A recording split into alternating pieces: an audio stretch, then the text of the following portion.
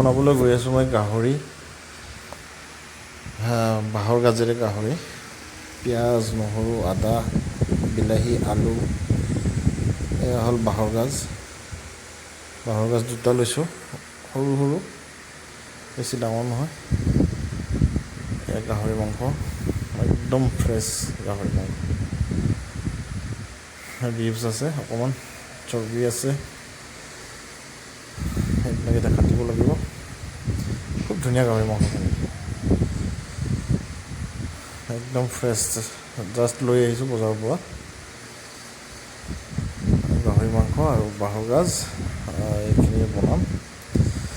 এটা অকণমান সৰু চাইজৰ, এটা ডাঙৰ অকণমান। এইবিলাক কাটি আছোঁ এতিয়া। বাঁহৰ গাজটো এনেকৈ কাটি ল'ব লাগে, ওপৰৰ বাকলিটো এৰিয়াই দিব লাগে। মানে বাঁহৰ গাজটো যোৱাকালি অনা হয়, সেইকাৰণে অকণমান ৰঙা ৰঙা পৰিছে, কিন্তু ওপৰখিনি বাকলিখিনি এৰিয়াই দিওঁ মই। মিহি মিহিকৈ পাতল পাতলকৈ কাটিব লাগিব বাঁহৰ গাজখিনি। ফাৰ্ষ্ট আমি চাফ কৰি লওঁ,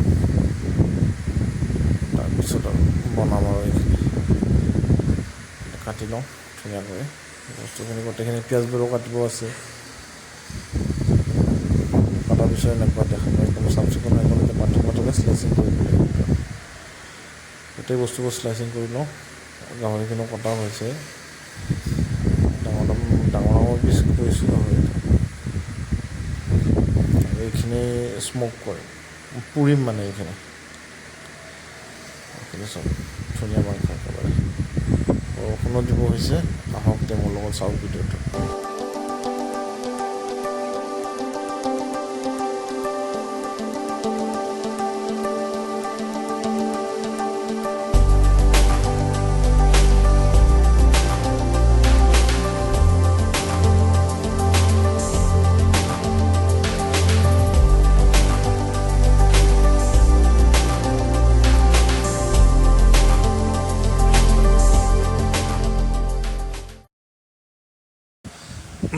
জুইটো ধৰিলোঁ, আজি খৰিত ৰান্ধিম। খৰিত ৰান্ধিলে বেছি সোৱাদ হয় মাংসবিলাক। বাঁহৰ খৰি লগাইছোঁ। বাহিৰত ৰান্ধিম বুলি ভাবিছিলোঁ, কিন্তু এই চালি তলত ৰান্ধিবলগীয়া হ'ল বৰষুণ দিয়াৰ কাৰণে। এই কেৰাহীত পানী দিছোঁ, পানী দি অকণমান চচ দিছোঁ। একচুৱেলি মানে কি, এনেকৈ মাংসটো অকণমান বইল কৰি ধুব লাগে। ধুলে কি হয়, যিটো এটা মাংসৰ স্মেল থাকে সেইটো নাইকিয়া হৈ যায়। মই সেনেকৈয়ে ধুওঁ। এতিয়া কেৰাহীটোত আপোনাৰ পানী দিছোঁ, পানী দি কিনে এতিয়া কি কৰিম, ইয়াতে গাহৰি মাংসখিনি দি দিম। মাংসবিলাক দি মাংসখিনি অকণমান উতলোৱাৰ পিছত মাংস যিখিনি বেয়া হেৰি থাকে গোটেই ওলাই যায়। তাৰপিছত ভালদৰে ধুব লাগে। ধোৱাৰ পিছত ৰান্ধিম, মানে একদম ফুল বইল নহয়, এইটো বইল নহয়, জাষ্ট কি ধোৱাৰ কাৰণে উতলাই ল'ম খালি অকণমান সময়। উতলাই লৈ পিনে সেইটো ভালকৈ ঘঁহি ধুই, বেছি সময় নালাগে মানে 15 মিনিটমান উতলালে হৈ যায়। 15 মিনিটমান উতলালে আপোনাক ভালকৈ এই পানীবিলাক দেখিছেনে কেনেকুৱা ৰঙীন হৈ যায়, সেইখিনি ওলাই যাব। ওলাই গ'লে আৰু মানে ভালকৈ ধুই বনাব পৰা হ'ব। এতিয়া ভালকৈ উতলিব দিওঁ, তাৰপিছত আমি ধুম। তাক যেতিয়া উতলিব একদম ভালদৰে ধুব লাগিব।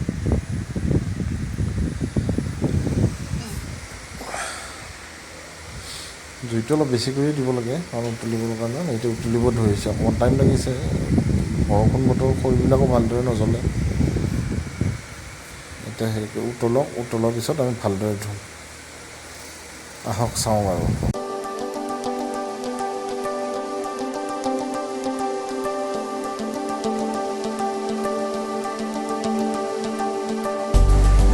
অলমষ্ট হৈ গ'ল ধুব পৰা।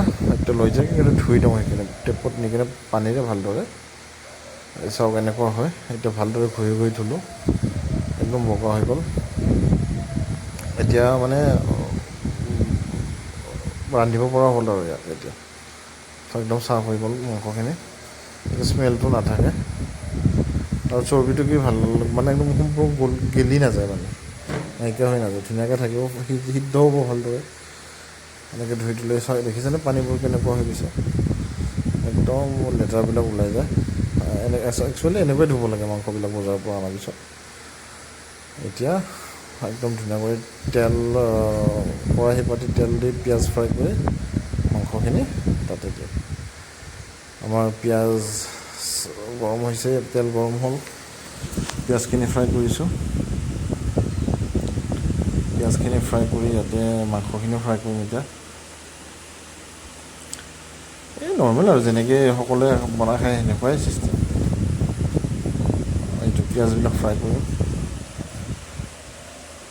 তাৰপিছত মাংস দিম। মাংস দি আপোনাৰ বাঁহৰ গাজ স্লাইচিং কৰি থৈছোঁ, বাঁহৰ গাজ দিম, আলু দিম, টমাটো দিম, দি ভালদৰে ফ্ৰাই কৰিম তাত। গাহৰি মাংসটো এনেও বেছি সিজাই কিনে খাব লাগে, আধা কেঁচাকৈ খাব নালাগে গাহৰি মাংসটো। পিঁয়াজটো অকণমান ব্ৰাউন হ'লে গাহৰিটো দি দিওঁ। বাঁহৰ খৰি লগাইছোঁ, এইটো আমাৰ মায়ে বনাই থোৱা চৌকা হয়, তাতে বনালে আৰু মানে ছাইবোৰ লেতেৰা নহয়, ঠাইবোৰ চাফ হৈ থাকে। গাহৰিটো ফ্ৰাই কৰিম এতিয়া। গাহৰিটো দিলোঁ, ভালকৈ লৰাই দিব লাগিব। তাৰপিছত ইয়াতে নিমখ চিমখ গোটেইবোৰ দিব লাগিব, মছলা যিখিনি দিম দিব লাগিব। আদা নহৰু পিচি থৈছোঁৱে, এতিয়া এইখিনি অকণমান সিদ্ধ হ'ব।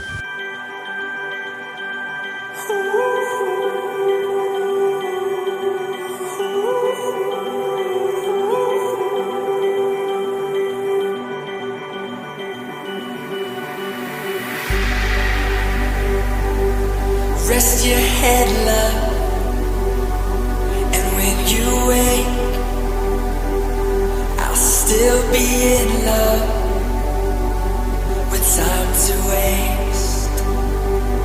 We watch the ocean from miles away.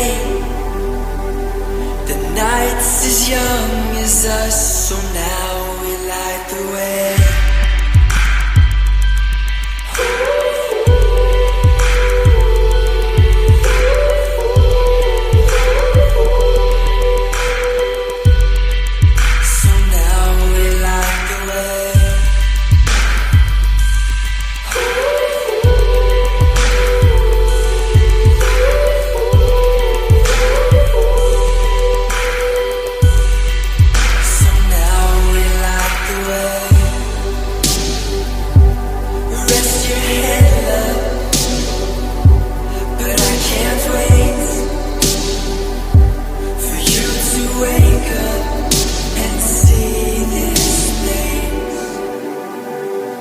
We watch the fireworks from miles away. Day turns to stars above, they come to light the way.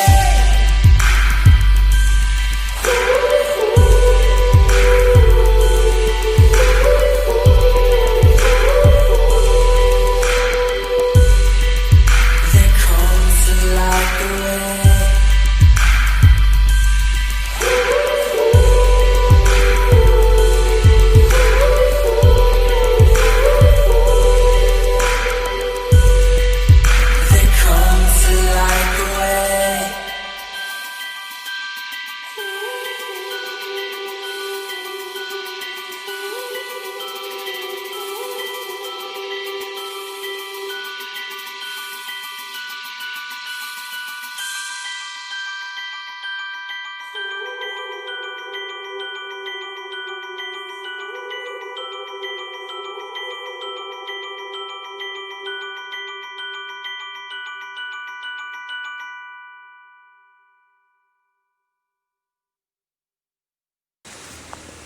এতিয়া ভালকৈ লৰাই দিওঁ, তাত গোটেইবোৰ বস্তু দিলোঁ।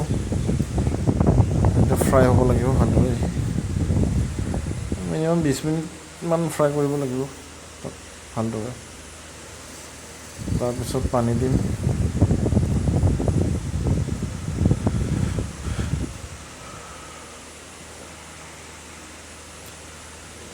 একদম ধুনীয়া কালাৰ আহিছে, এতিয়া ৰঙা হৈ গৈছে।